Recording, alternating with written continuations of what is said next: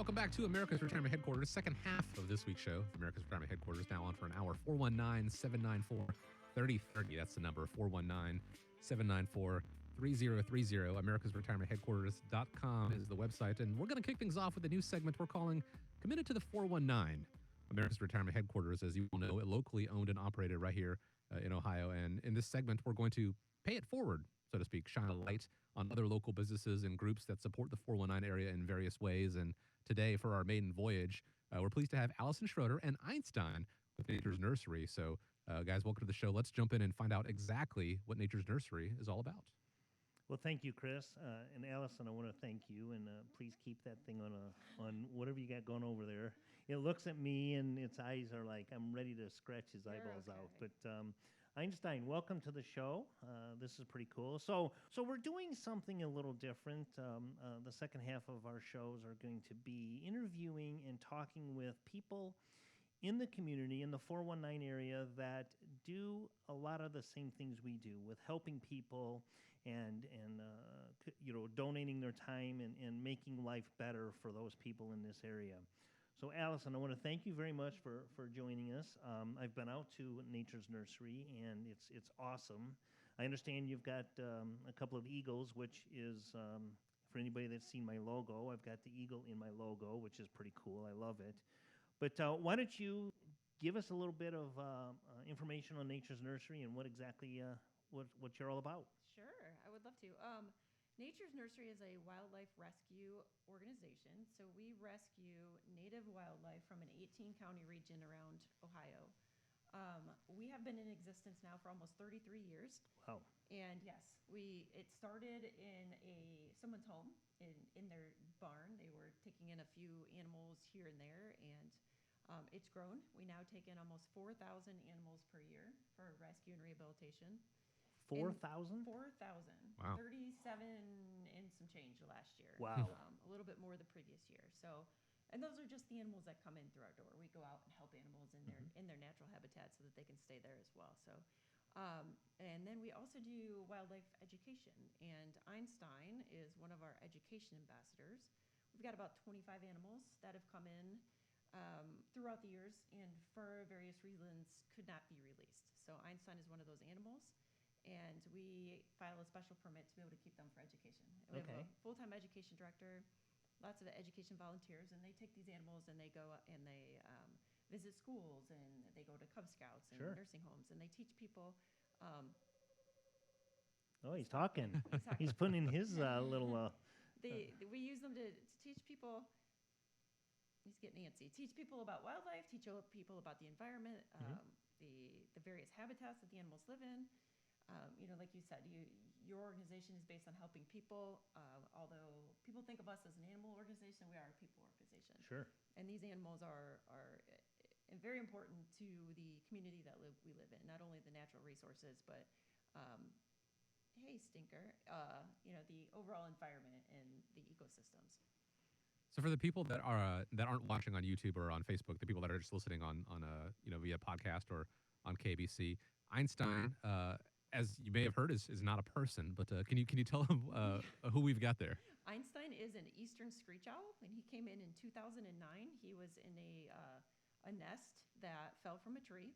Oh. And he was very stubborn. We had to hand feed him for many weeks, and he got just way too used to people and was not able to pass the tests that he had to pass in order to be released into the wild. So he got to hang out with us for the rest of his life here. I mean, he's living a good life and serving a great purpose of being able to teach people about wildlife. How long does an owl typically live? Do you know? This species of owl lives about 12 to 15 years in captivity. So, he's a senior at this point. Sure. He's ready for retirement, as you guys were talking about earlier. And, in the wild, the lifespan's obviously a lot shorter. There are a lot more predators and things to worry about. Yeah, well, that's awesome. I mean, to see one like this, the colors and the feathers, it's pretty cool. So you have about 37, almost 4,000 different animals that you've taken in. So what happens? what do you do to get an animal in? Like if I were to see an injured squirrel or rabbit or owl for that matter, what's the procedure? Well, I mean, I've never done this before, so shame on Well, me, I can tell you, but knowing you as I do, I would say keep an eye on it and let us come out and help you. right. It really just depends on the species. We always recommend people give us a call or send us a message on Facebook. We'd like to get a feel for the situation, what they're seeing. We ask people to just kind of stand by and observe, keep it safe until we can get a feel for what's going on. And then again, it depends on the species. If it's an animal that could be a risk to a human, we would want one of our trained volunteers to come out and help out.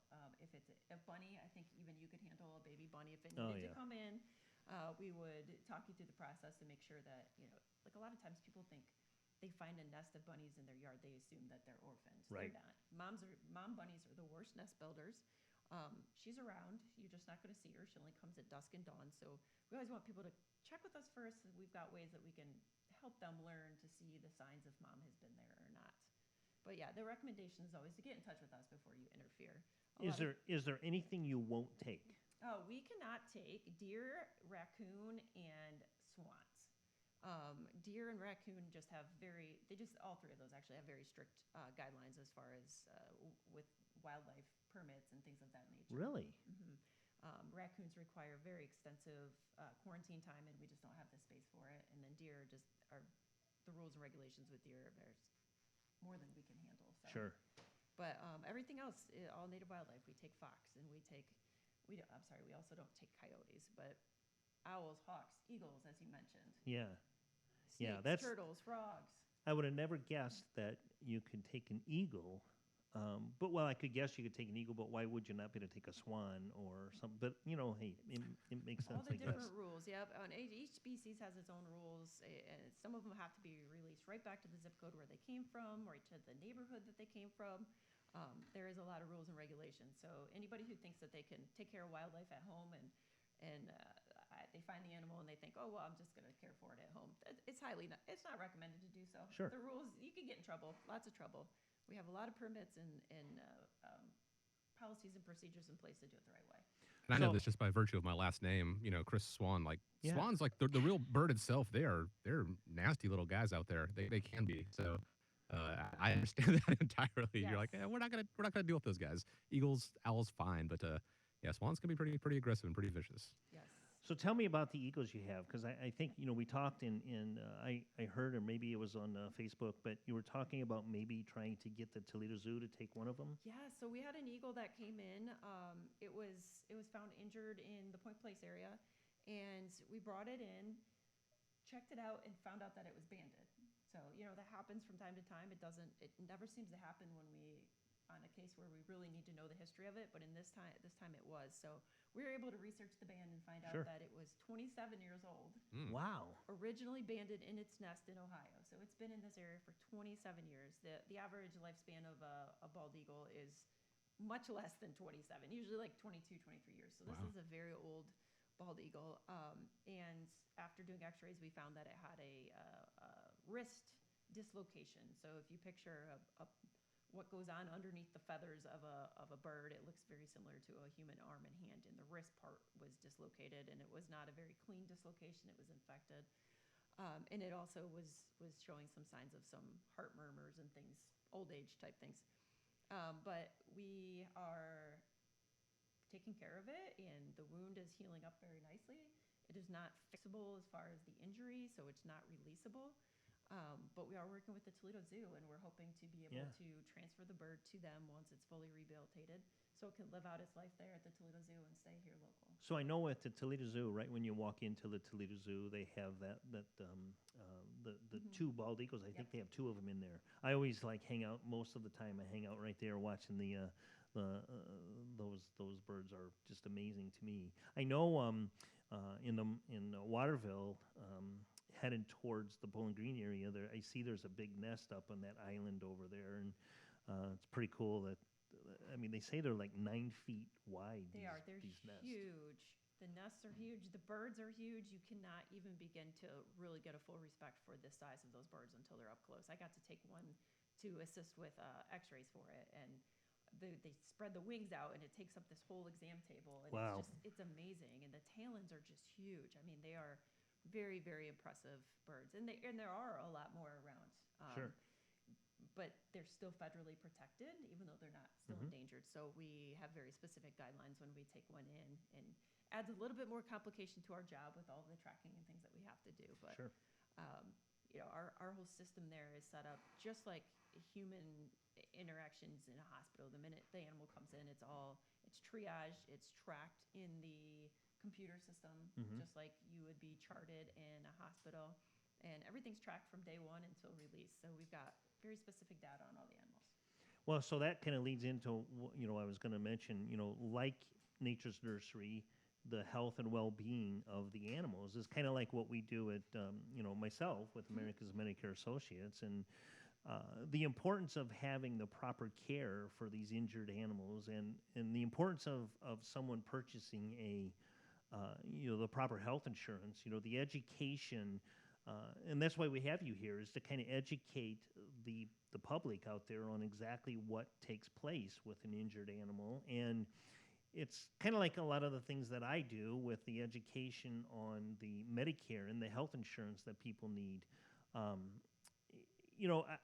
I think it's very important that you pick and choose the right facilities, the right care, to make sure that you minimize the expenses and costs out of your pocket. So with an animal, the wildlife that you bring in, what kind of funding do you have? Where does funding come from? How do you survive? Because the owls, Einstein's not paying a premium for the care that he's getting with you. That would be fantastic if that was an option. It really would. No, we are completely funded by donations and community support grants. We do not get any tax dollars.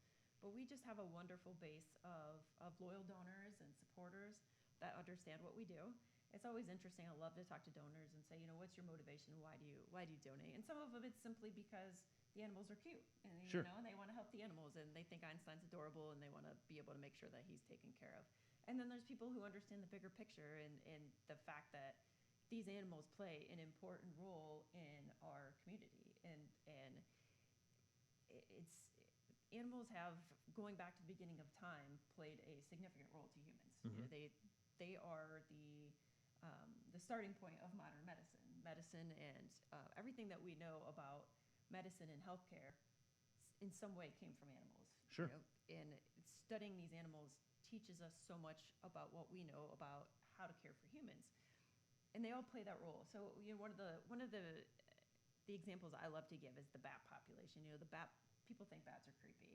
I feel like you probably think bats are creepy. Yeah, I pretty much do. I The old the movies where the bats fly in, they get tangled up in your hair. Yeah. Is that true? I mean, does that really happen? Well, They get sure. tangled I in mean, your hair?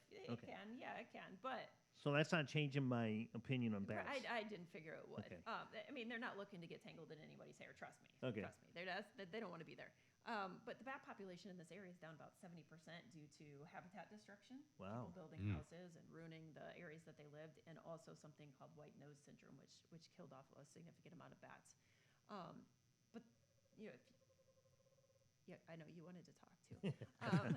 So the bat population, bats control the insects, the flying insects. So not only the mosquitoes that drive us crazy, but all those bugs in the air that destroy our crops. And we're in a big agricultural area here. So with the bat population being down, those bugs are destroying the crops. So what do the farmers do?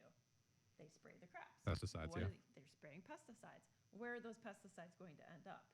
They're washing off the crops. They're on the ground. The rodents are eating them. The hawks are eating the rodents. The hawks get sick. It washes into the waterways. It kills the fish. Now the shorebirds don't have clean water to drink. So it's all that circular impact of, we need to keep these bats alive. We've had 37 bats at the center all winter long that we've been feeding to keep alive until they can be released. Sure. Because every one of those plays that important role.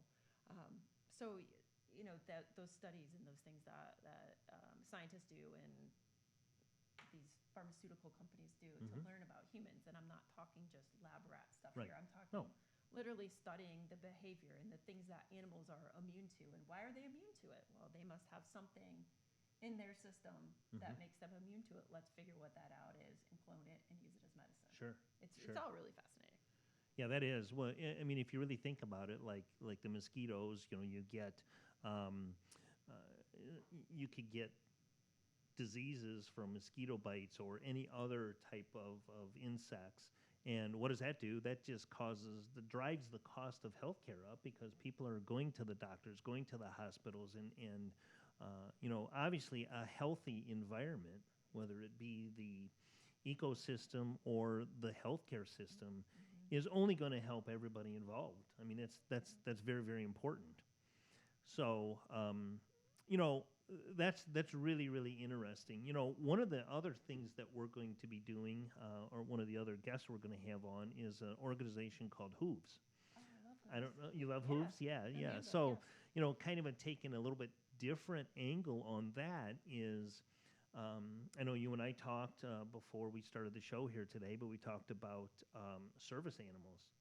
And I know service animals and wildlife are different unless you have a seeing eye wolf.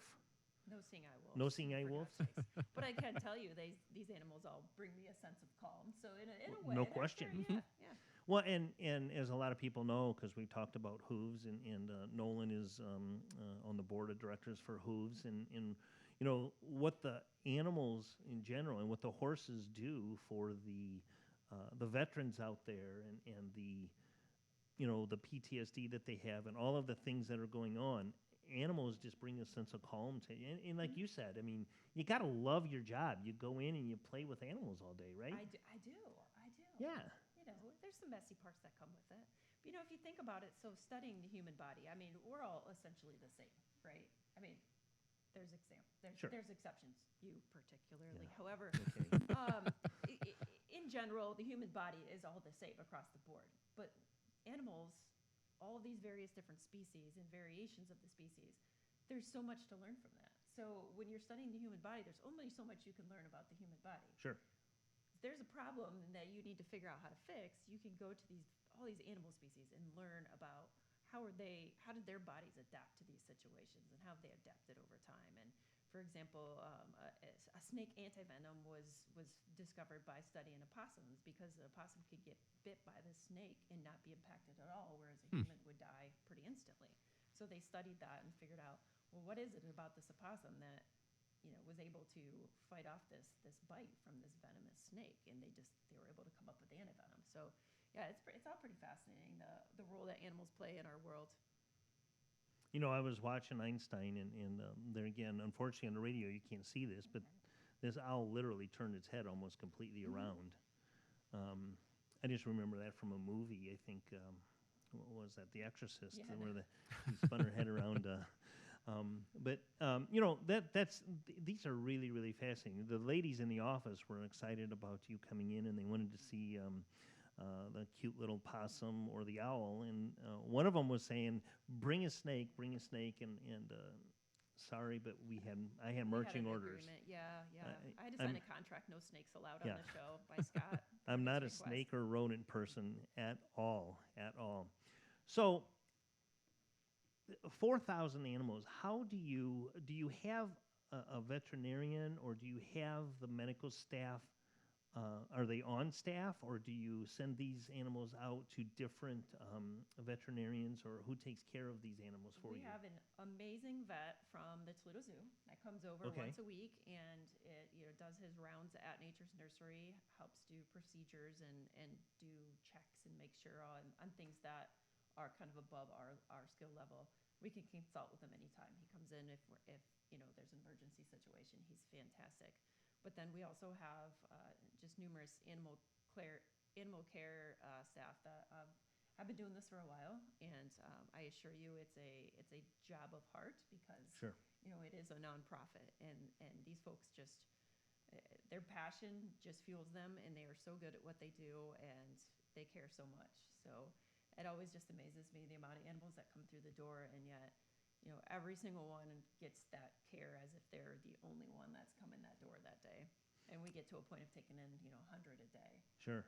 And they will stay after hours, after they clock out, and take care of these animals. But we have about 80 volunteers that Okay. help us out. Wow. Whether they come in and clean and help with diet and feeding the animals and taking care of them, or we have what we call transporters. They go out, when you find that dangerous bunny in your backyard that you're Yeah. afraid to help, our transporters will go out there and assist you on site and make sure that they get back safely to the facility.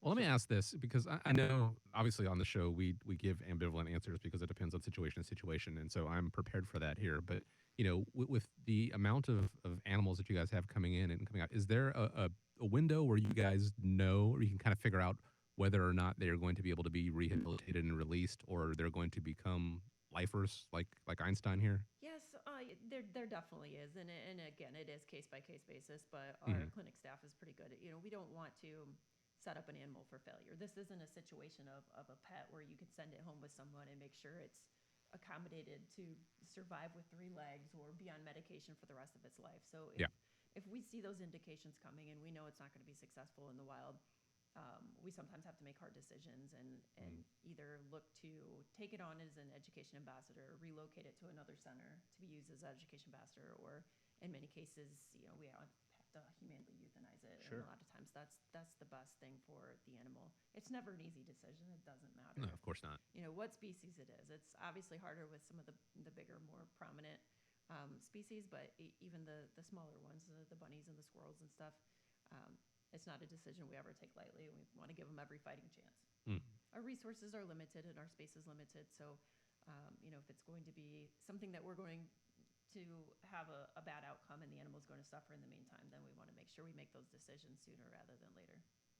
So at the Toledo Zoo, I have a couple of contacts and clients over to Toledo Zoo, and it's pretty neat to hear some of their stories as well. So you'll actually contact them if you have an injured animal. They'll come out and get it, or you'll deliver it to there, and do they take care of everything there? Like, for example, if you need X-rays, you don't have those resources available where you're at. Correct. Where we are at, we do not have X-rays. So we actually, Heather Downs Veterinary Clinic lets us come there once a week. Oh, bring okay. Animals there for X-rays. Cool. Yes, they've been wonderful, allowing us to do that for many years. The zoo, we work with them on specific cases. Generally, animals do not go from us to the zoo. We would be more likely to transfer to like another rehabilitation center. Okay. The next closest one is in the Sandusky area called Back to the Wild, and then there's some down in southern Ohio. But we are pretty much the only one in northwest Ohio covering about an 18-county region, which is why we get so many. They come from all over. That was going to be my next question. So you're in the White House area, White House, Ohio area. How far do you go? Are you all Ohio? Do you reach out into Michigan and Indiana at all, or what's the area that you cover that you'll take your animals from? We can take them from all those areas.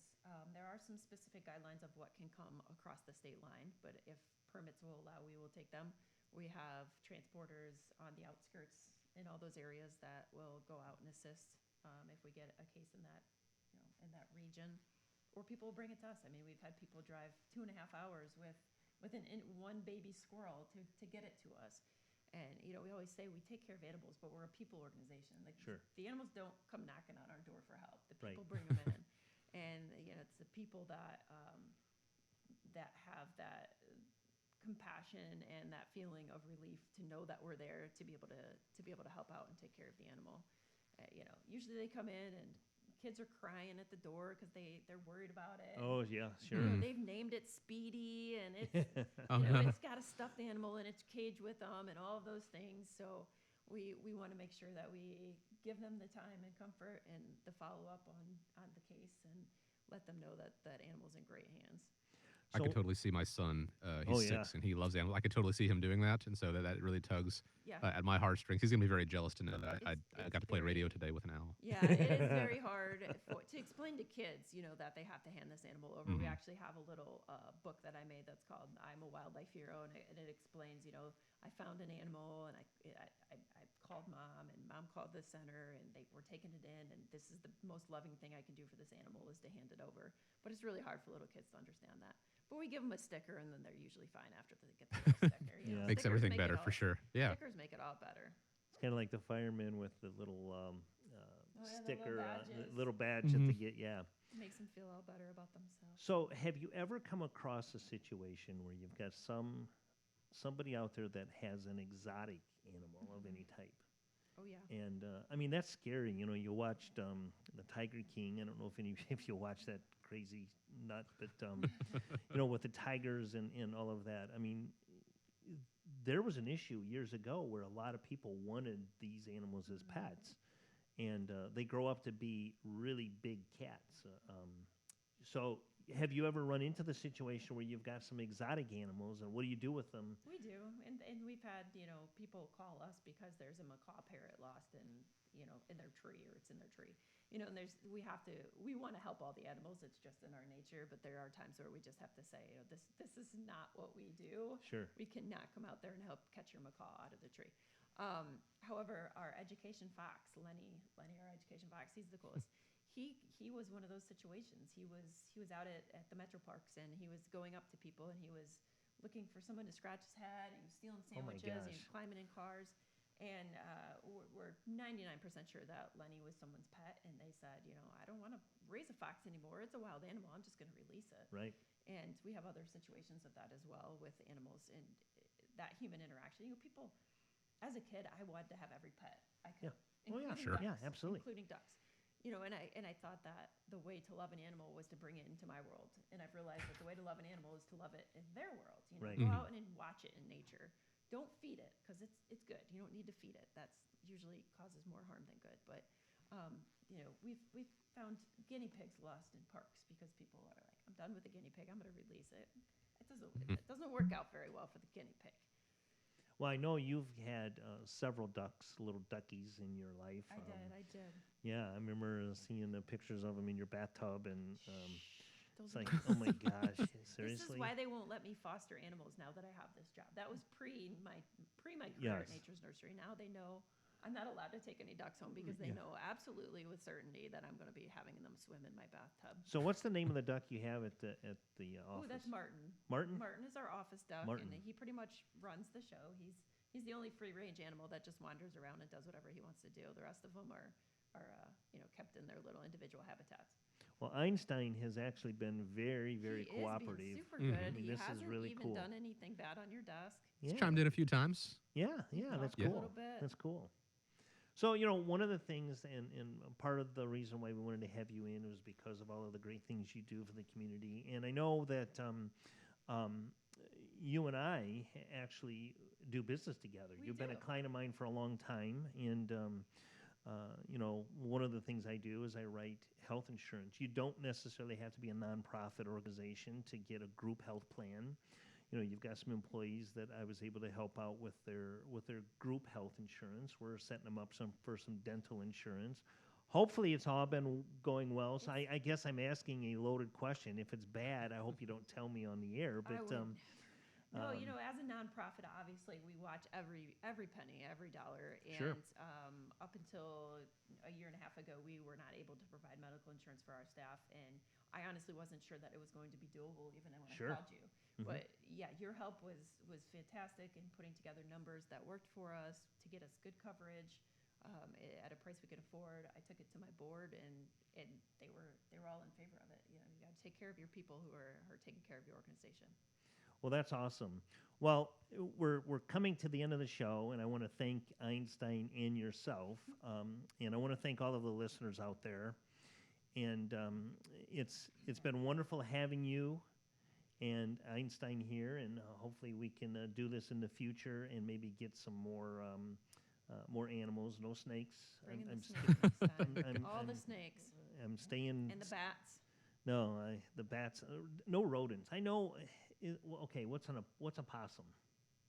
Is that a rodent? Marsupial. Marsupial. Yeah. There you go, marsupial. Okay, so that reminds me of a rodent. We got time to talk about it down the road. Let me go and give out information on how people can find out Please. more about Nature's Nursery. It's natures-nursery.org. That's where you can go find out more about the nursery, what to do if you find an animal in need, and should you feel so inclined, how to donate your time, your talent, or your treasure to Nature's Nursery to help them in their mission. I think it's a pretty noble mission here. Nature's Nursery clearly committed to the 419, just like America's Retirement Headquarters is here. And so as we wrap up the show, I want to thank everybody out there for joining us, tuning in this week, spending a little time. Hopefully you found this insightful. The number for America's Retirement Headquarters, 419-794-3030. If you have questions about your retirement or you want to learn more about Nature's Nursery, Again, 419-794-3030. Please have a great week out there. Have a safe week out there. And guys, as we wrap up, Einstein, if you want to, whoever wants to, want to leave you guys with the final word. Well, too bad that isn't on command I where know. she can Make 'em or purr. he can chirp. Thank you all for listening, and those on Facebook Live, thank you for watching. And if you would like to donate, it would be awesome if you could donate to Nature's Nursery. On the bottom of the screen right there should be a QR code that you can scan. And we appreciate all of you listeners and watchers, and have a great rest of your weekend.